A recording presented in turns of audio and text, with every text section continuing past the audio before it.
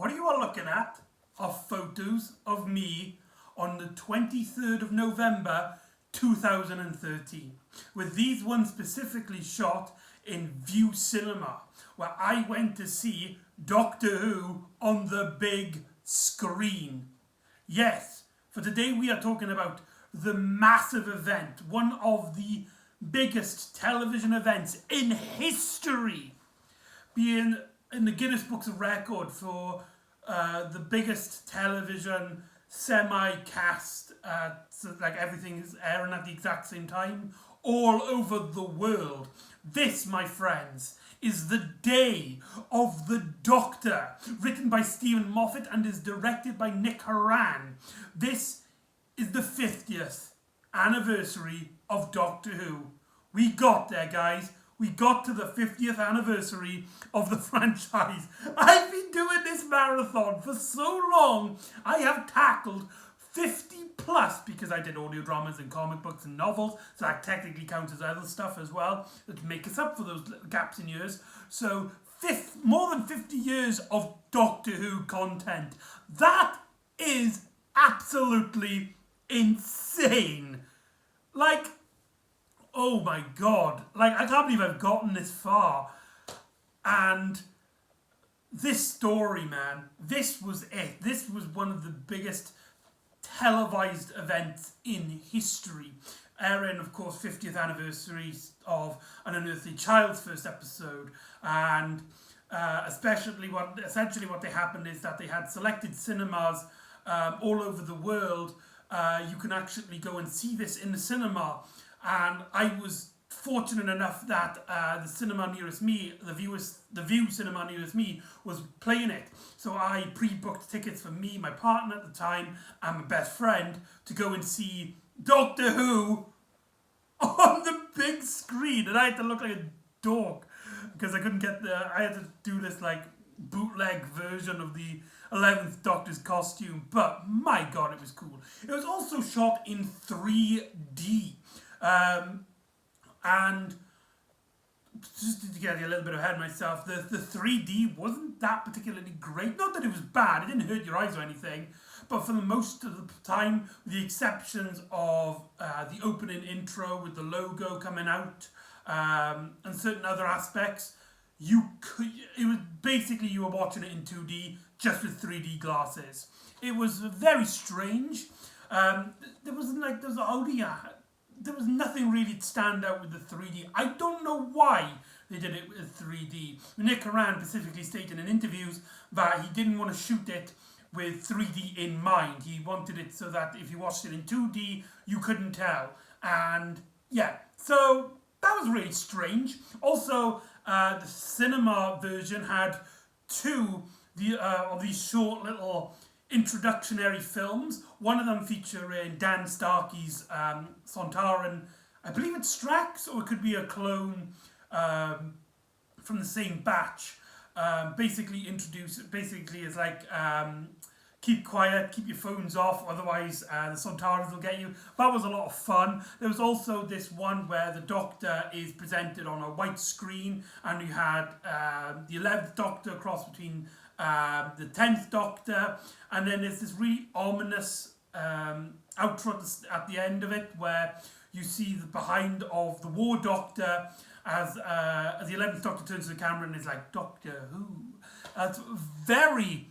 It was just so goddamn cool to see the Doctor on the big screen. And yes, I did mention the 10th Doctor and the War Doctor, as this story reintroduces David Tennant back into the series. I almost remember the day where they announced it and they had that photo with Matt Smith and David Tennant holding the script, laughing at each other. I can remember being so excited and just telling everybody that I knew, who a lot of people I know being my age, a lot of people I knew grew up with Doctor Who for the first time with the Russell T Davies era, and mainly got into the show, and mainly their favourite moments, their favourite memories, their era of Doctor Who, shall we say, is the David Tennant era. So for them, that was their Doctor returning. But this story also technically introduces us to the War Doctor, an incarnation in between the 8th and the 9th incarnations of the Doctor, played magnificently here by John Hurt, one of, if not the biggest British icon in sci-fi history, mainly known for his many deaths on screen, and is in such roles as, what's that weird Frankenstein film he did in the future? I know that's a really weird thing. That's a really weird film to go like the first thing you think about John Hurt. He's also been in Harry Potter and Aliens, and he's also the voice of the dragon in the BBC's adaptation of Merlin. So he gets around a lot, and he's mainly known for his iconic voice and his big presence on screen. He was first introduced as part of the cliffhanger for the previous episode, The Name of the Doctor, and then we were firmly established his origin story when we saw The Night of the Doctor. For those of you who were wondering, I have tackled The Night of the Doctor in my vlog series, so if you want to check out that, I guess type in McEdam, Doctor Who Marathon, Night of the Doctor. It's the last story of the 8th Doctor, which is actually a sort of prequel to this, but I've already tackled it, so we're not talking about it here. And essentially, it basically tells us that this Doctor didn't call itself the Doctor during the Time War, but this is the one that fought in the Time War. This comes after 8, and actually before Christopher Eccleston's 9th incarnation, leading into this gap into the canon. So basically, we finally get to see the chain of events leading from the classic series of Doctor Who, from the TV movie, to 2005 with the revived era of Doctor Who. So that was some really big and important steps that the franchise needed to tiptoe along. But you see, this story actually deals heavily with the Time War, an event which was talked about as the sort of essential backstory for the revival era of Doctor Who, introduced in Doctor Who with hints of it in Rose, End of the World, and then being famously established in the episode Dalek. So this story essentially is the first time that we get to see a Time War story, in a sense, with the War Doctor and his element into the story, his narrative into the narrative. That being said, let's get on to one of my favourite segments of the marathon series, and that is looking at the official DVD covers. This is the BBC release of The Day of the Doctor on DVD, which is really cool. They have this iconic poster here, and you've got... I just dropped the DVD, oops. But yeah, actually, if you open it, it's got like the War Doctor's TARDIS in the back. But I've also got my ticket. I still have the ticket. That's sad. I was in screen 2. I was on row P. I think it's a P. No, it can't be a P. And I was on seat 2. I also have the copy. I also have a receipt of when I bought the DVD. That's really sad. And I also have tickets for the Doctor Who Expedition, which I saw in March of 2014. So that is just absolutely mental. I can't believe I still got all these. It is just absolutely nuts. But yeah, that's the official DVD. It has 2 minisodes, trailers. Oh, they also had this 50th anniversary trailer, which was just awe-inspiring, where we have the camera basically pans around as you have this monologue by Matt Smith, and you see the first, second, fourth, third, and then you get glimpses of other doctors before we see 10th Doctor and then Matt Smith. And we got this really awesome version of the Doctor Who theme song. If you haven't seen it, type in, it's called the Doctor Who 50th Anniversary trailer, not to be confused with the Day of the Doctor trailer. There are a difference, but yeah, highly recommend that out. And of course, as always, I print out a Region 2 classic DVD cover for it. as I always do. So, you know the rule, you know the game here. 1, 2, 3. There you go. So this is what it looks like on my shelf here. And you've got, I believe this was done by Christopher DVD Covers. He does some really great DVD covers. If you just type in Doctor Who DVD Covers on the internet, you'll probably find him. You've got John Hurt, Matt Smith. You've got The Moment, which was previously mentioned in The End of Time. Also, fun fact, this story is both a sequel, a prequel, and also set concurrently with The End of Time. Don't believe me?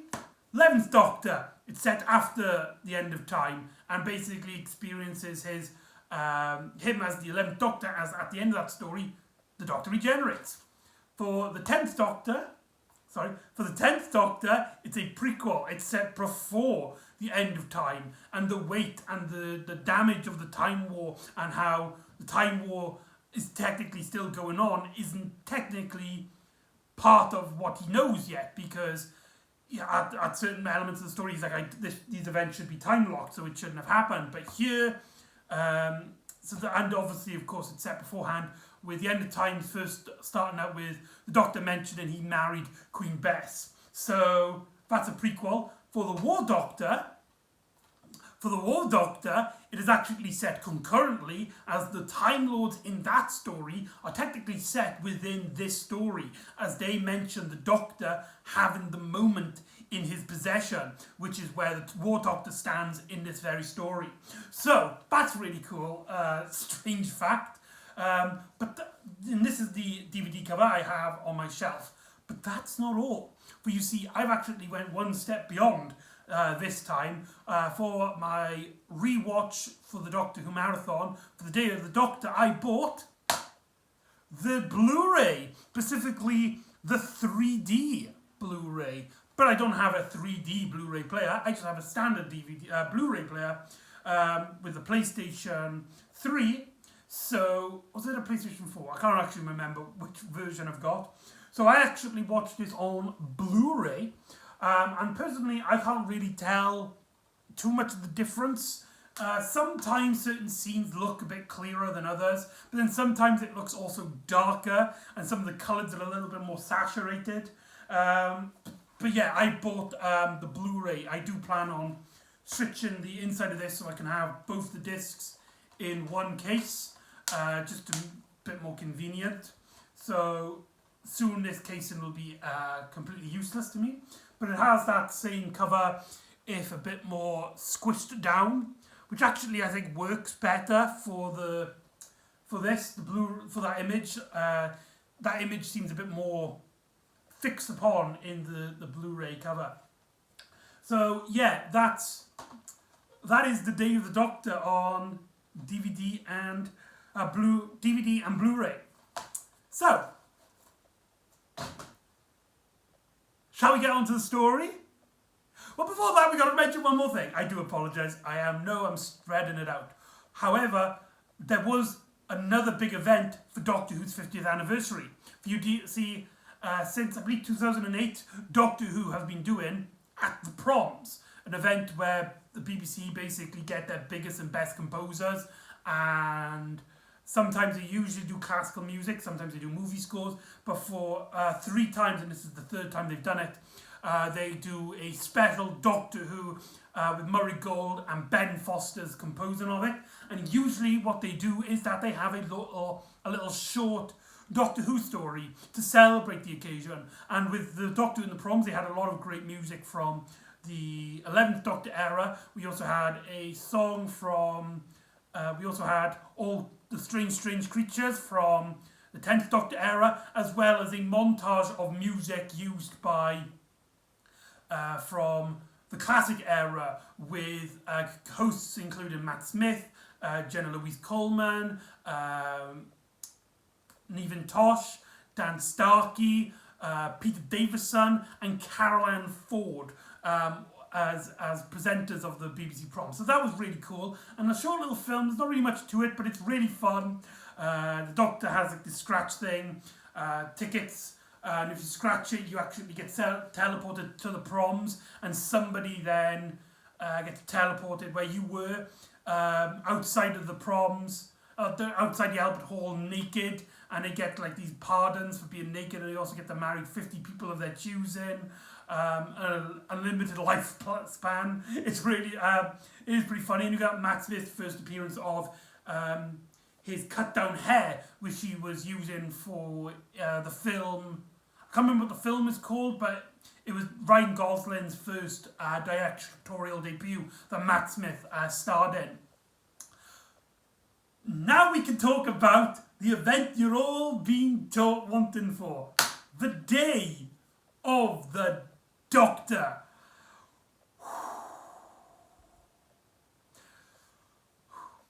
Sorry, I just realised my battery's about to die, so bear with me for a second. There you go, sorry about that. And just before we begin, I know I'm taking too long, but I just remembered as well, I also own the novelisation. BBC Books reinterpreted the Target novelisations, a big range during when Classic Who and the Wilderness years, where writers would adaptate TV programmes, specifically Doctor Who, and they basically reinterpreted it.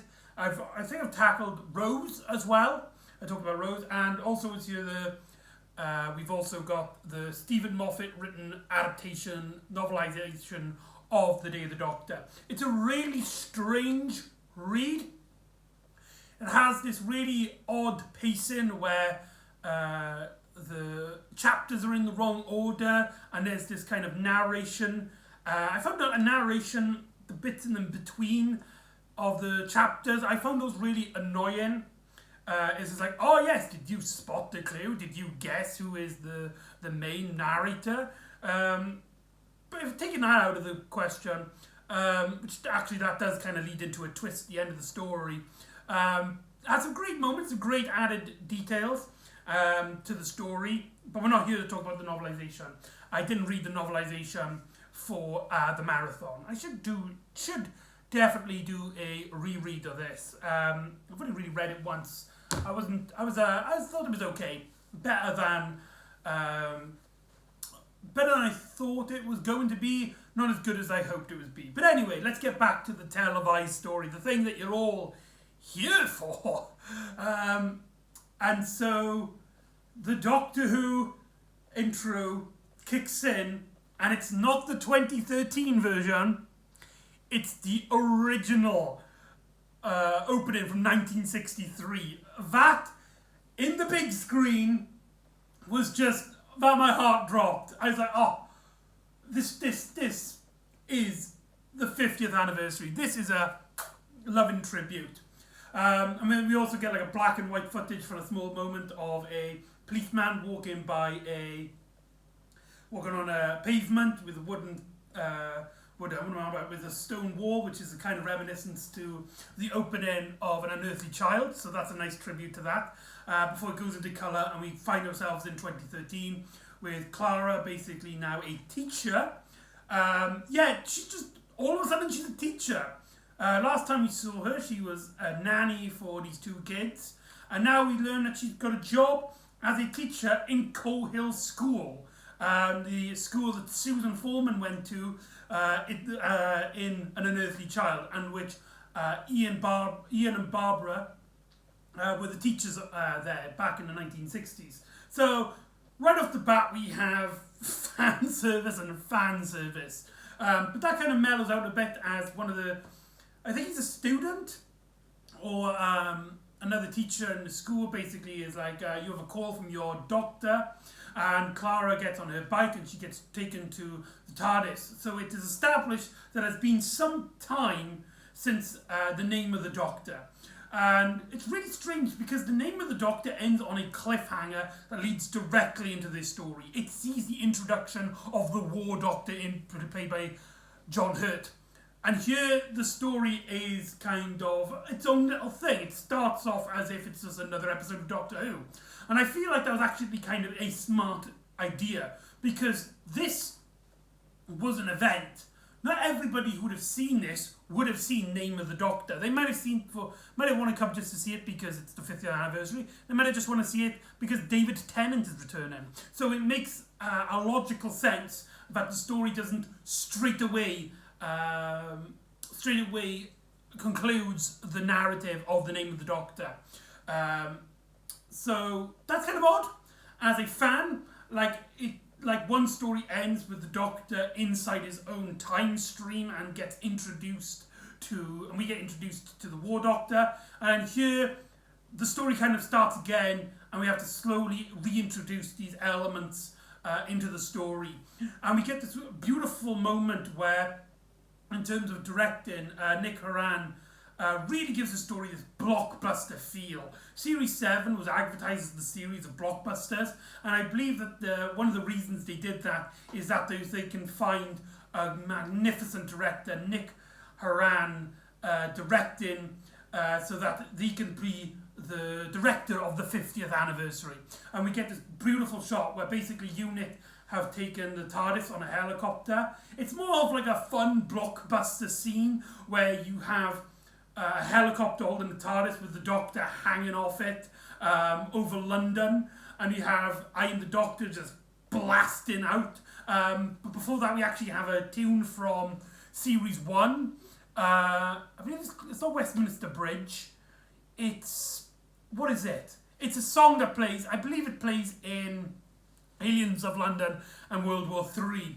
But there's a lot of tracks. Speaking of music, I don't think there's any new music in the story. There originally were plans with one specific song called the Song of 50 originally supposed to be in the track. However, despite Murray Cole making new music for the story, it seemed like, I think Stephen Moffat decided to reuse music from previous stories just to help that 50th anniversary feel. So, I don't know.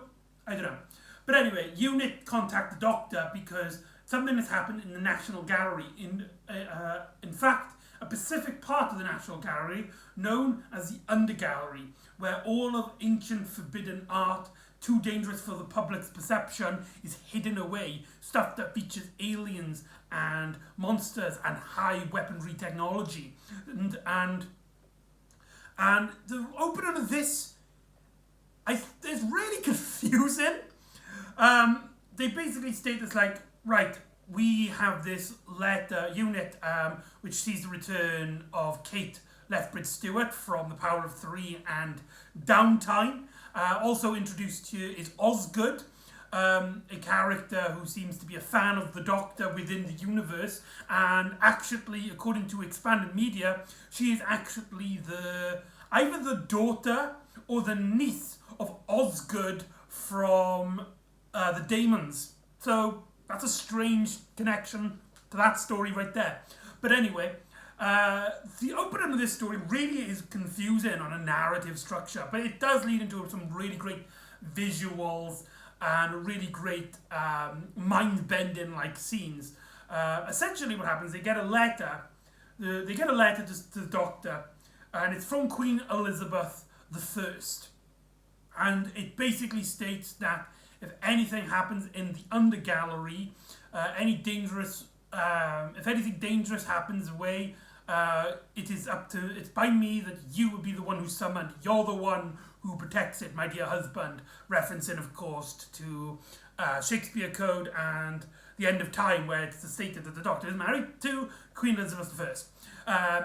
But they state that there is this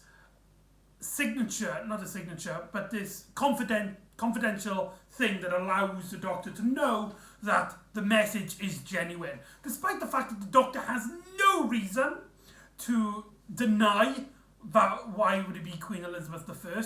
But anyway, so they go into the National Gallery and they discover the painting Gallifrey Falls, also known as No More. This painting, which is it's an oil painting, but it's in 3D, and it shows the fall of Arcadia, the Gallifrey's second city, and is one of the big factors during the last days of the Time War. And the Doctor makes this like, this is impossible, this can't be here. And then he goes on to this this story, but it's never like the Doctor's never like, how the hell did Queen Elizabeth get this painting? How do we have this history of Gallifrey and the last day of the Time War in the building? It's really strange, especially what happens later on, what we learn about this mystery, why the Doctor is summoned here. The fact that he doesn't put two and two together here, even though they're not really connected, but basically later on in the story, we basically learn that there are also these other 3D paintings, but something is breaking out of them. And the Doctor doesn't connect these 3D paintings to the Gallifrey Falls painting. It's really confusing. I don't understand it, but it's not really like meant to. There's a nice little nod to the Third Doctor era where the Doctor basically tells Kara that he works for UNIT. This is his job. But we get some really stunning moments, and this is one of my favourite things. Nick Horan really does these great little montages. I love the transitions here between the Doctor going into the... Essentially, at the start of the story, the Doctor goes into these little stories which tie together and basically goes into little stories about the other Doctors that we're going to be tackling throughout the story.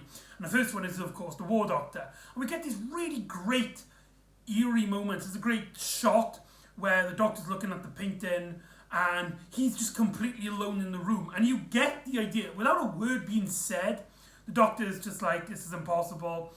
He was there, he was there at the fall of Arcadia. There's the battle, and everybody's hand was just covered in blood, but there was one man more than others, and that man was me.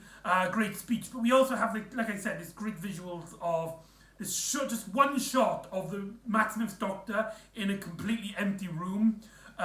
We also get this weird effect where Matt Smith's eyes turn into John Hurt's. And we also get a clip of John Hurt going like no more in this, clearly in this battlefield. It's like a close-up, so you only get to see like explosions and damage in the background. And it also then cuts with Matt Smith doing the same thing, as if he's remembering it. But he's remembering it as this incarnation, because the idea of going back to being the War Doctor is just this terrifying thought. And we have this great visual of where the camera goes into the painting and you see all of these things like frozen in time as we go into a silhouette of the War Doctor, as we then kick into the Time War and we get this first flashback.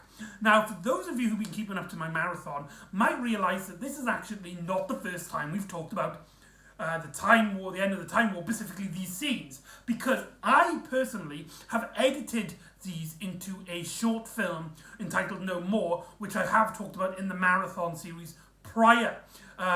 Essentially what I did, I took all the War Doctor's elements of this story and edited it in a way where it's the last day of the Time War from the War Doctor's perspective, from how he remembers it. So I won't go too much into detail here, but basically we get established of the Doctor. He's basically tired and is beaten up by this war. John Hurt does this fantastic portrayal. It's just so stunning, especially now, retroactively, rewatching this story, after hearing every single story that John Hurt performed for Big Finish audio dramas, as well as my fan-edited film, means that now the War Doctor, in my eyes, is a Doctor. He is the 9th Doctor, essentially, from my marathon.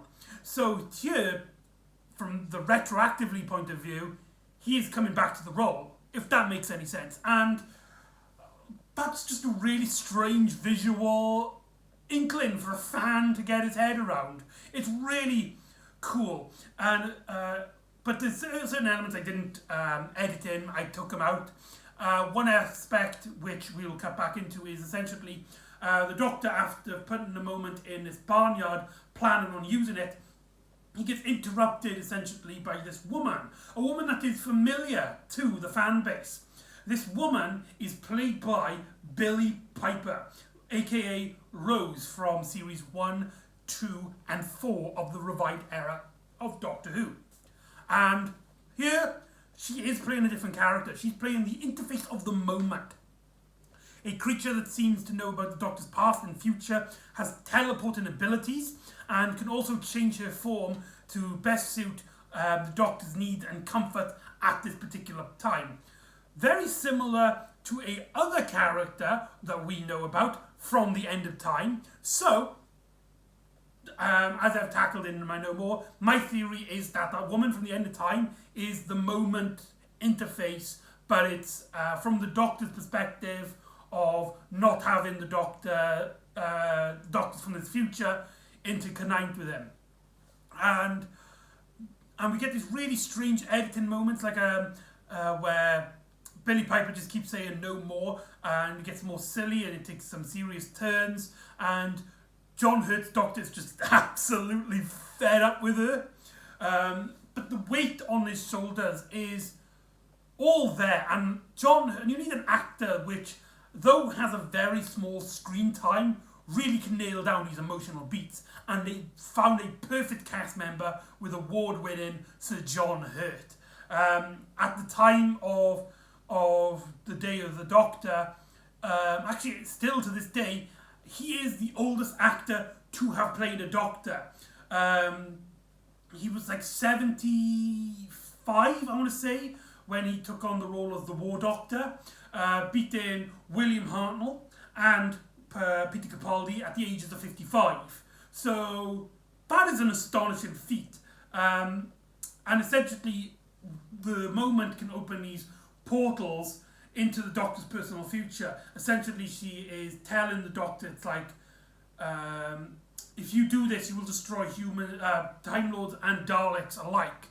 And your punishment is that you will live. You will survive the Time War. You will end up continuing the good fight, despite the fact that this horrible act ruins your emotional compass. So what will that turn you into? I'm opening gateways into your future, which then basically spreads the timeline from Day of the Doctor, from my short edited film. And comes out of it is a Fez. As we go back into the 11th Doctor and Clara, we then follow them around, but before that we get this anonymous call by this guy. This guy gets an anonymous call and he's just looking at the painting, he's looking at the phone, he's like, that's not possible, okay, I'll do it, but why would I take it there? Which is later on into the story. I love how they do these like seemingly storyline plot teasers like that, but it actually does woven into the narrative. That is a teaser for later on in the story. I love stuff like that. Give me more. Don't tease up stuff to other stories. Tease up stuff for the story you're telling. That's what I like to see. But anyway, we get another one of these moments where the Doctor's looking at a painting and he starts to remember, as we see a painting of Queen Elizabeth I and David Tennant's 10th Doctor. I guess 11th Doctor now that the War Doctor is connected. Now, Queen Elizabeth is played by an actress who, off the top of my head, I can't remember her name, but she is known in British culture. She plays Stacey in the hit TV series Gavin and Stacey. Yeah, her. And actually, during the time she was filming this, she was actually pregnant. And the team did a fantastic job at hiding her baby bump from the camera. So, nail on her there. And a lot of people have actually been, that's one of the things that people are hit and miss with this story, is her performance. A lot of people find her quite obnoxious, quite irritating. I hate to admit it. I personally really like her performance as Queen Elizabeth I.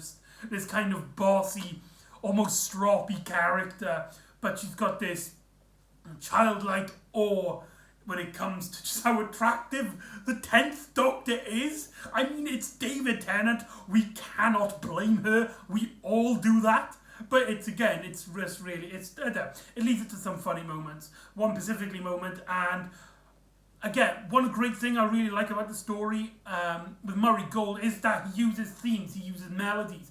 And when we go into the flashback of the 10th Doctor, the first thing we hear is a variation of The Doctor Forever, one of the many theme songs that follows the 10th Doctor. And when you hear that, na na na na na na na na na na na na, the inner fan in me was transported back to 2007.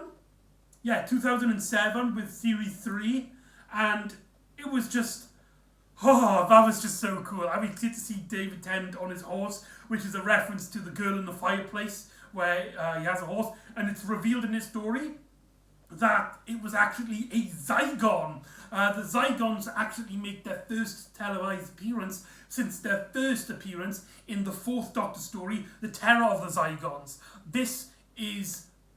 That makes them one of the biggest gaps. Actually, no, it doesn't, because the Great Intelligence appeared before in Name of the Doctor and the Snowmen. But the Zygons is actually one of the biggest gaps overall, as they've actually only had a handful of appearances in expanded media. For some reason, despite the Zygons being a very popular villain, and is one of the big standouts of the classic era, they never really appeared again after their first appearance. Sure, there was some handful of audio dramas, specifically by, I believe BBV did a exclusive Zygon spin-off. And I don't think Big Finish ever tackled Zygons. No, wait, I correct myself. Zygons were tackled in audio dramas in stories such as Death in Blackpool and The Zygon Who Fell to Earth. So I correct myself on that. But yeah, we get the first revived era Zygon, and the costumes are so classic accurate, but they just turn up a bit so that the effect looks more realistic. They look really cool, but in terms of directing, you're not going to beat Terror of the Zygons. The way they were shot in that story, especially that first cliffhanger where we first see a Zygon, really gives them that oomph, really gives them that energy. There's one thing I personally have issue with this story is that, sure, the Zygons are a great threat in this. They are a villain in the story, but they are also fighting times with the Daleks, to the point where there's essentially two narratives that are happening. And I don't mean two narratives as in they tie in together later on in the story. I mean two completely different episodes edited into one. You've got the war, Time War, and you've got this element of the War Doctor and the 11th Doctor confronting with each other in a sense. But you also got the 10th Doctor and this Zygon invasion, which again ties in again with the 11th Doctor with the paintings, which is later revealed to have Zygons in them, and they've basically stored themselves for the future. But it seems like the story, I'll get into it more later on. We get this fun little action scene with the Doctor and Queen Elizabeth separate. The Doctor at one point thinks a rabbit is a Zygon. We get that famous, I'm the Doctor, I'm 905 years old, I'm from the planet Gallifrey, the constellation Castornis, and you're basically just a rabbit, aren't you? That is a great play on the joke that the Doctor does those speeches, specifically known for Voyage of the Damned, is the main example, one of the best examples of that speech. I was actually, after watching this, I went out with my mates. I bumped into a few of my mates, and we actually were talking about how the 10th Doctor really loves telling people he's from the constellation of Castornis. It's just a weird thing that I've just suddenly noticed. It's like, now that you mention it, yeah, he does love telling people that. It's really strange and bizarre.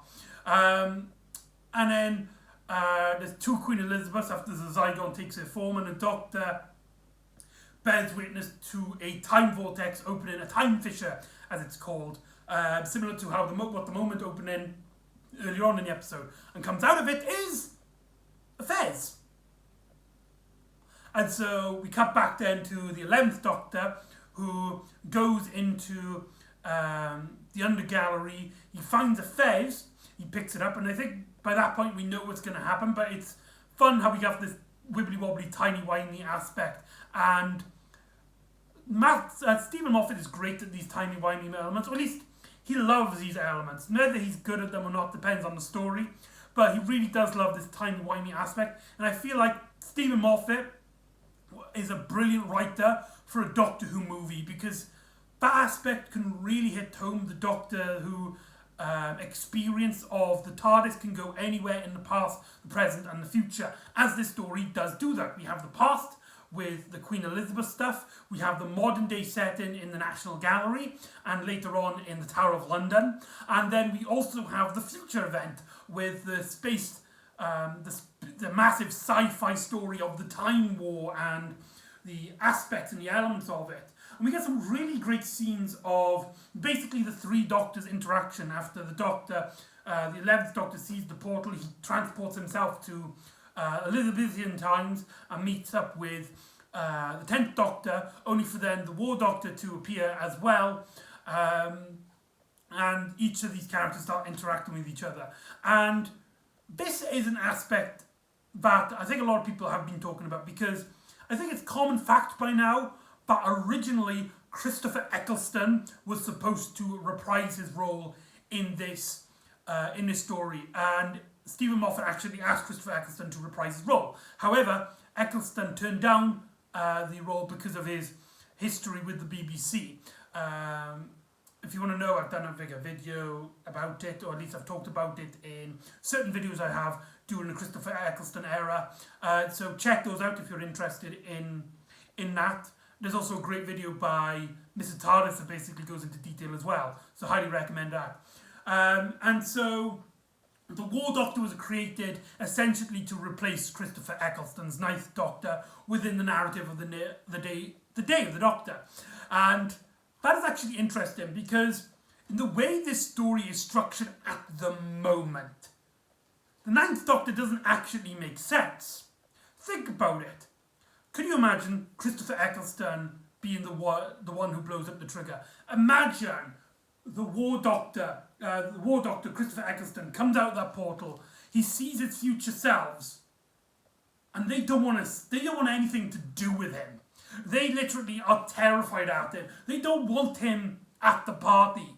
How much of if you were a fan of the 9th Doctor, if he was your Doctor, that must be really unfun to watch. However, the fact that they did bring in this new incarnation makes a lot of sense. It means now that we have this fresh new look, this fresh new aspect of the character that we can see from fresh eyes. We can learn to love this Doctor. We can learn to appreciate this Doctor as our future incarnations, the 10th and the 11th, can learn to essentially love their previous self again, and basically realise that he is not really like a bad Doctor, but at the time it was just a really hard decision to make. And so that's basically what the story's about, and we get certain scenes, we get certain moments which basically tackle this idea of the War Doctor hasn't done this terrible act, but he really doesn't want to, but he knows he must as well.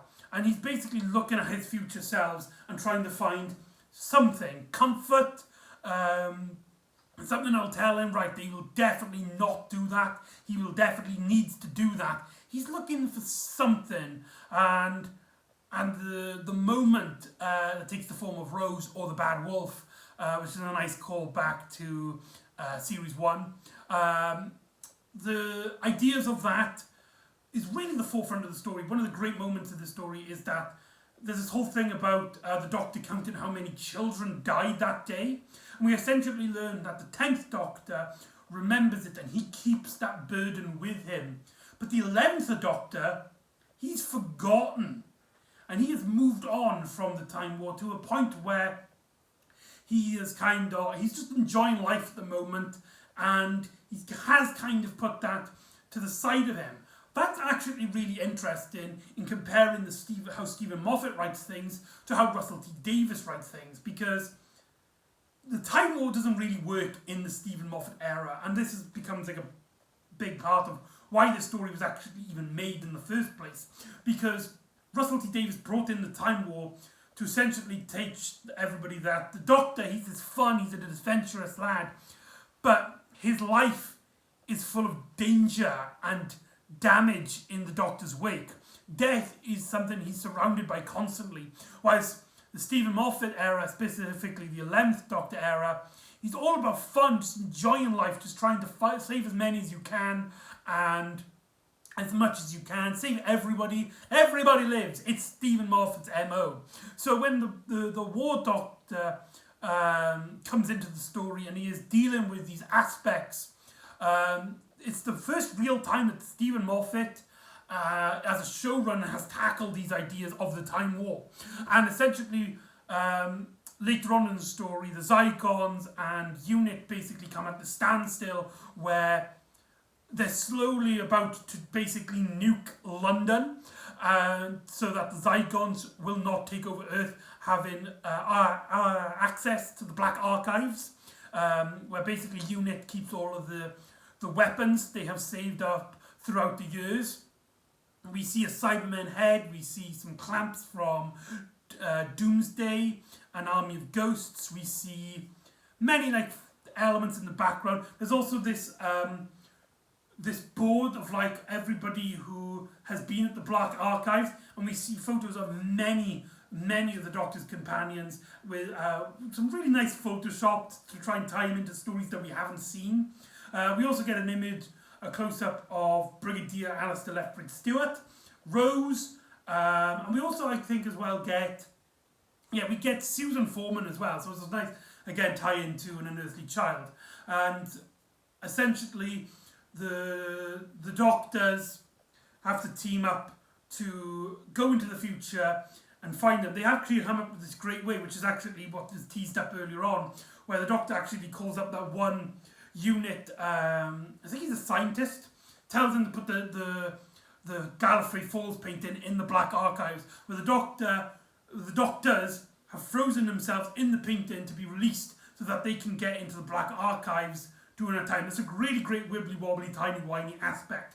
And the Doctor, the two main new series Doctors, 10 and 11, basically have this pompous Doctor saves the day moment where they're like, right, I've only made this one call of horrible decisions. There's this strange bit with Kate Stewart. She's like, to destroy a handful of people to save an entire world, I would. How many times have you made that decision? To which one of the Doctors is like, I've only done it once, and I thought I was doing the right thing, but it turns out I was doing the wrong thing. So we're going to try and reverse that. No! You have made this decision 100 times, and you have sacrificed for the greater good. You've done it on so many occasions, specifically in the classic series, but as well as in the revived era, especially with the 10th Doctor. So that doesn't make any sense. Although it is important to note that for the 10th Doctor, this actually takes place just after his Time Lord victorious saga, in which he tried to essentially reverse time so that death was not a concept. So that is kind of interesting, again, retroactively watching a story with that in mind, that the 10th Doctor in this story has basically dealt with these themes and these ideas quite recently in his life. And though, yes, he will fight and stop any monsters harming any his way, he knows as well that he cannot reverse time. He knows that he's already essentially made the decisions.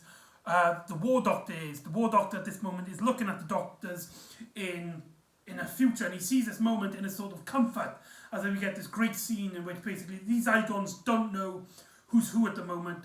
Two Osgoods learn which one's which one's human and which one's Zygon. This then ties into stories later on in the 12th Doctor era, but yeah, that's teasing up for other stuff.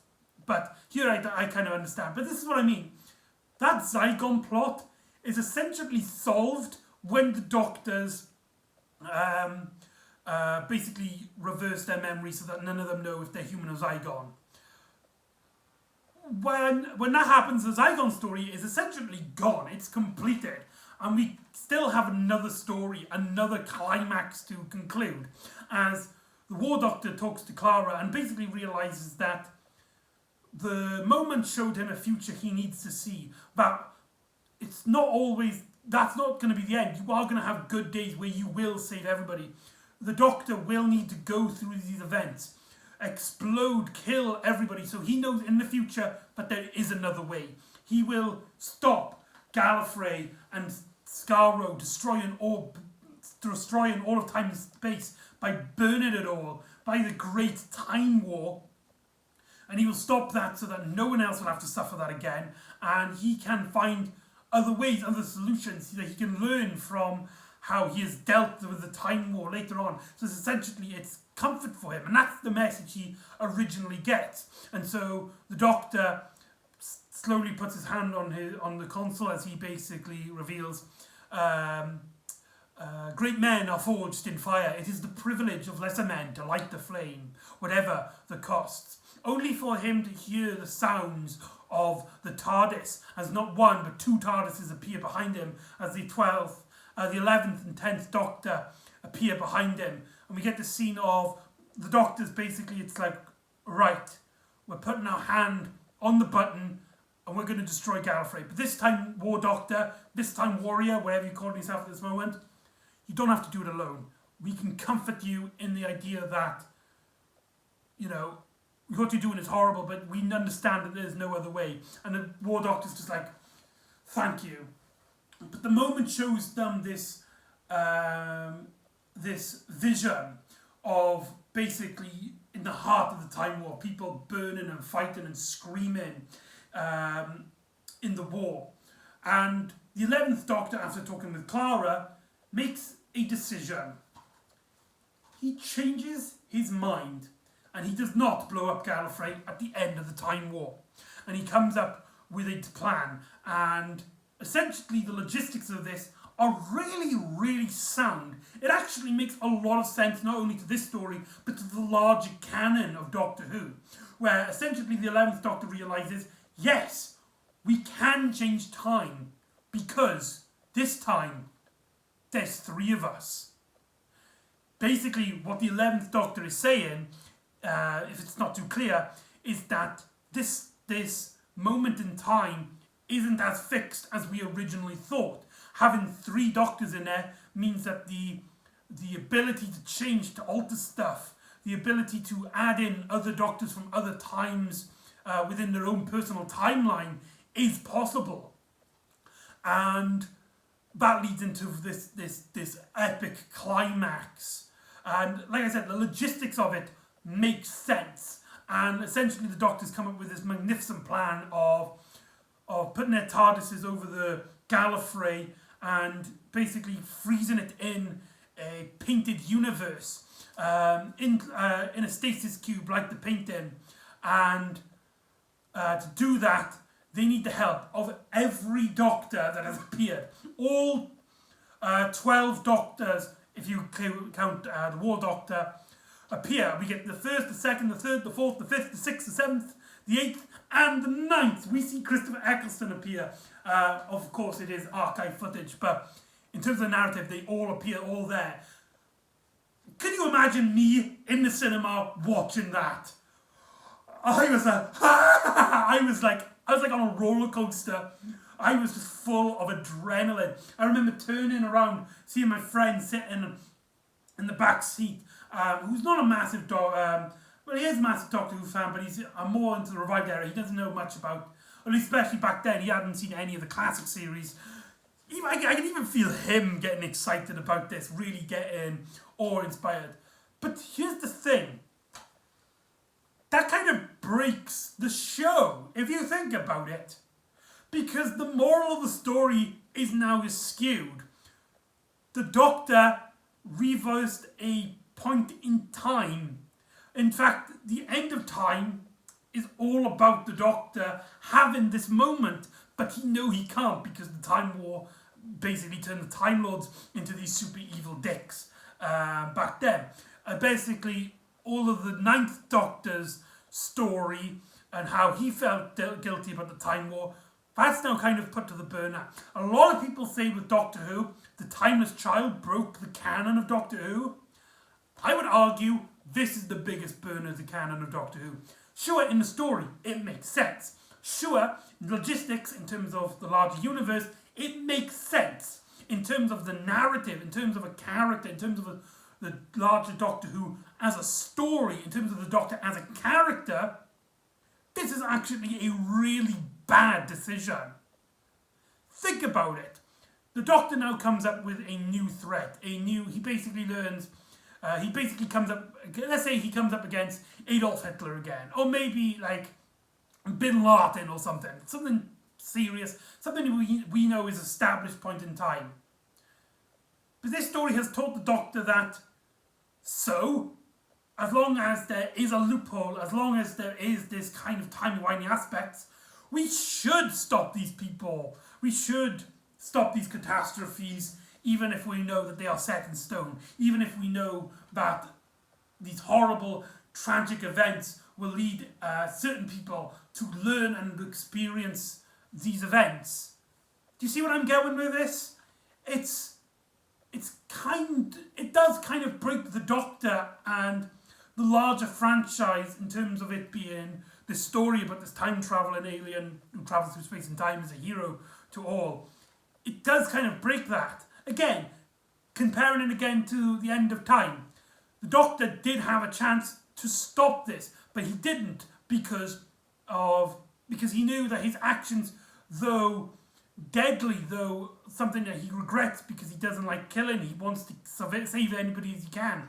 He knows that he kind of had to at the point. But this story kind of tells you that, yeah, the 10th Doctor, which by the way, canon-wise, takes place after for the 10th Doctor, in fact it's literally like the next story, that now doesn't no longer matter. Or at least says the 10th Doctor was wrong for not sparing the Time Lords. You see where I'm going with this? And so the story concludes in a scene with into the National Gallery, and the War Doctor states, it's like, right, I'm the Doctor again, thank you. I am now an official Doctor now, and I appreciate it for my future selves, for allowing me to basically have these last moments where I can be the man I've always wanted to be, the man who I used to be again. And basically stating that this is the kickstarter to the Revived Era. As we see the War Doctor, we start to regenerate for no reason, and we see his eyes turn into Christopher Eccleston, basically stating that it concludes the missing gap between Paul McGann and Christopher Eccleston. So that's really cool. David Tennant then asks the 11th Doctor where he's going now, and the Doctor basically states he's going to Trenzalore because of his graveyard. He saw his tomb there, where we're buried, which again ties into the name of the Doctor, as well teases into later stories. And we get the joke of the 10th Doctor saying, I don't want to go, which does kind of lighten my criticism with the end of time, especially when the 11th Doctor's like, he always says that. It's kind of something I think Stephen Moffat kind of had to do. He had to kind of make that, in terms of the larger canon, Stephen Moffat and Matt Smith kind of had to make David Tennant's I don't want to go line seem less important than it actually was back in the end of time, because that was one of the big reasons why a lot of fans of his at the time didn't like Matt Smith, because there was that I don't want to go sentimentality about it. So retroactively, Stephen Moffat fixed one of my criticisms of it. Although, again, the idea that it's played up for laughs and that the 10th Doctor always says it, and it's just something he says, means that the emotional impact of End of Time is kind of gone, in a sense. Yeah, the story just a lot of retroactive opinions on previous stories. It's so confusing, just forget about it.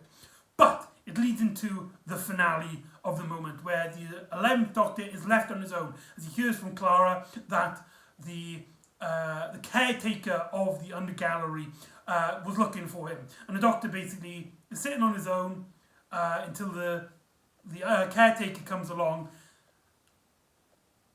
and you could ask the friend I was when I saw this in the cinema, when we turned to each other, and he could see in my face. He always says that when we were in the cinema, he saw my face, and he just saw the pure childlike joy that I had. You hear that voice. The 11th Doctor gets up. We see the back of the head of the guy he's talking to, the caretaker. I never forget the face. The camera then is taken to show the caretaker's face. It is Tom Baker. Tom Baker. Tom Baker. Yes, we got it back. We got it back. Oh, that. And I know a lot of people have criticisms with how he's written in that scene. The scene makes no lick of sense. Essentially, we're not supposed to know who he's supposed to be. He speaks in these, like, not these riddles, but the way he words things is very vague, very unclear. The way he words it, you don't know if he is actually the 4th Doctor, or if he's just some crazy guy that looks like the 4th Doctor, whether he's a future incarnation that has taken the face, which is what Big Finish ran with when the curator actually returned for some 8th Doctor audio dramas. Yes, that happened. Don't know why. Or there's actually some fan speculations that this is actually the moment taken on the form of an older 4th Doctor. Really confusing, really boggle. I have my own fan theory about it, just makes me, in my head, kind of fix it. But essentially, we learn through this encounter between the 11th Doctor and this caretaker, this Tom Baker caretaker, that Gallifrey was saved. It's still out there somewhere. And we don't know where, we don't know how exactly. So what do I think it is? Now, I'm going to take away again Big Finish's audio dramas. I haven't heard the ones he's in it. They basically, for those of you who are wondering, they basically established that the 4th Doctor, the Tom Baker Doctor here, is actually a future incarnation that took on the 4th Doctor's face. And that kind of makes sense, because he has the Gallifrey Falls painting, which actually does take place during the end of the Time War. So it kind of makes sense that the painting is actually them saving Gallifrey.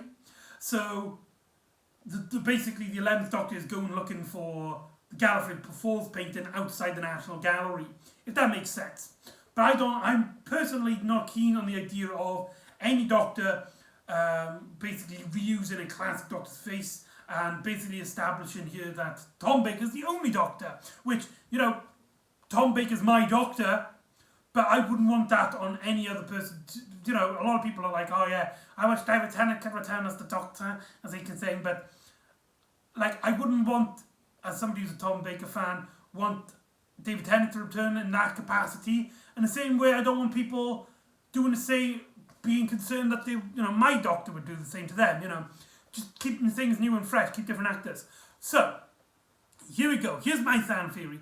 In Sharda, the 2017 version, the animated version, there was an extra scene that was filmed, which actually showed the 4th Doctor age rapidly, and we see Tom Baker in the Sharda, which I think I talked about in my marathon series. I can't remember. I think I did talk about it in the marathon series, in my Sharda video. Go check that out if you haven't seen that already. But my theory is that the Doctor we see here is a 4th Doctor that had just come out of Sharda. And he's learnt through these, and he was the one who essentially put the final trigger in saving Gallifrey. He's the one who found a version of the painting from a future incarnation of the Doctor, and he brought it to the National Gallery, and basically he's telling the 11th Doctor that a future incarnation who came back to looking for a face, the 4th Doctor's face, found this painting, and we'll go into now search the universe for Gallifrey, because the 4th Doctor was the one who basically was the final trigger in the code to saving Gallifrey. He was the one who basically stayed there long enough to realise that what they did, how they saved the day, was did actually work. And we get this montage, we get this scene then where the Doctor basically talks about how Clara always asks him how he dreams. And we get this really poorly CGI'd shot of Matt Smith in a row full of Doctors as we get then lead into the credits. And that is... Nope. The Day of the Doctor! The 50th anniversary. We finally got there in the end. Overall, this story has a lot of issues. A lot of things don't make sense. Some of the things, like, would have clearly be like connections. Like I said, with the paintings, nobody makes a connection between the 3D painting of Gallifrey and the 3D paintings, even though they're not connected, but nobody even makes that connection. Really strange. The moral compass at the end of the story really hurts the franchise, and it means that the Doctor Who as a franchise is now fighting an uphill battle on why the Doctor just doesn't do this all the time.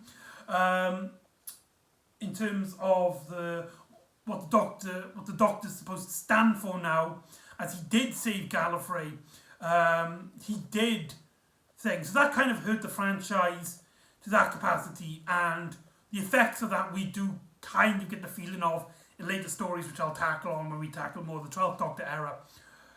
But, as a fanboy, having those distinct memories of seeing it in the cinema, having his jaw just wide open as we have all of these elements. We see the War Doctor, John Hurt's magnificent performance, seeing David Tennant return, having that montage of all 12 Doctors, then 13, as we get to see a cameo appearance by Peter Capaldi, the future Doctor at the time, making his first appearance, which is just, that was really cool.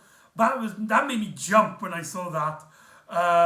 That was and also Cal's the Tom Baker cameo, and as well as Matt Smith, Jenna Louise Coleman, Gemma Redgrave, the girl who plays Osgood, all giving some really great performances and some really fun moments, some really fun dialogue by Stephen Moffat, some of the best directing by Nick Horan, who has directed some of the best looking episodes of Doctor Who in its history.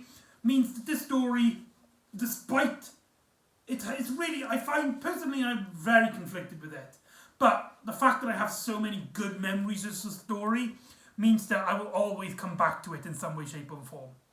And so that is the Day of the Doctor. So join me next time where we will be going from the 50th anniversary of the televised 50th anniversary, to the comic books 50th anniversary tribute, as the Doctor comes face to face with two of his oldest friends. So join me next time for the Hunters of the Burning Stone, and I'll see you next time on the Doctor Who Marathon. Ta-ra!